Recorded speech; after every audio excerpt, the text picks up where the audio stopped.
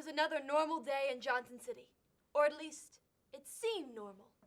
But I knew with a case like the one I had on my hands, today was going to be anything but normal. As I sat in my detective's office, completing my morning routine of brooding and staring out the window, I knew my detective's intuition was telling me something.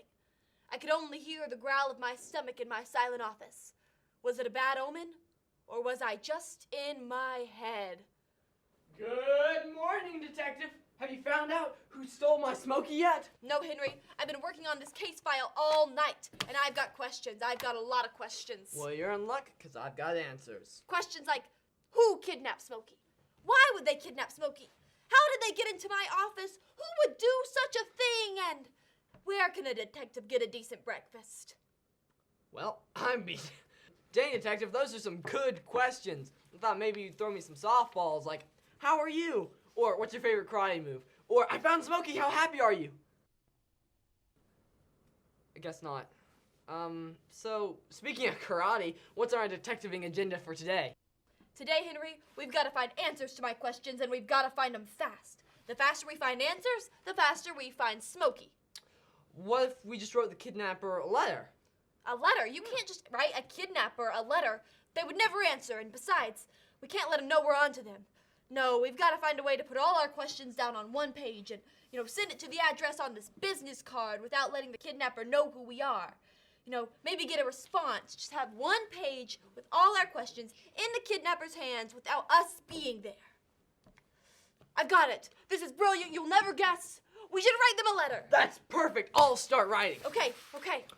Dearest Bandit, how are you doing today? What'd you have for breakfast? How's your family? What's your favorite color? What's your favorite karate move? Stop. That's not how you do this at all. Let a real detective show you how it's done. All right, here we go. Detective up. Dear Bandit, we're on to you.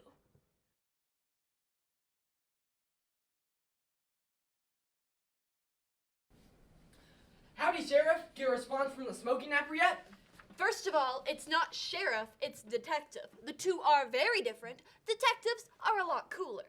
Second, yes, we got this letter. Dear Detective, I kidnapped Smokey and you'll never see him again. Also, tell Henry he smells. And your coat is stupid. With spite, the bandit. That's all he wrote. This kidnapper is bad news. He's just mean. And he has an awful fashion taste. Oh, I should have known better to hear back from a bandit. I'll never hear from anybody about this case. Well, you might not hear from the bandit, but if you're frustrated about the case, you can always hear from God. What does that mean? Well, when I get mad or sad or when times get tough, I know the best thing to do is to listen to God. One of the ways I can do this is by praying, and other ways is by reading my Bible or talking to my family about God. Huh, does that help? Of course it does. When I listen to God, I remember that God loves me. Huh, all right. Well, maybe I need to start listening to God too. But wait, what's that on the back of the letter? Where? Oh my goodness, it's a clue. This gibberish is a clue. I just can't seem to figure it out. Henry, that's not gibberish. You just have it upside down. Oh, Okay, what does it say? All right, it says, he was here yesterday at 3 p.m. At 3 p.m.? Yeah. Do you know who was here at 3 p.m.? The bandit! Well, yes, but also my secretary. So she might have seen who the bandit was. We'll talk to her tomorrow and see what she saw. Great. I'll see you tomorrow, Sheriff. Not Sheriff!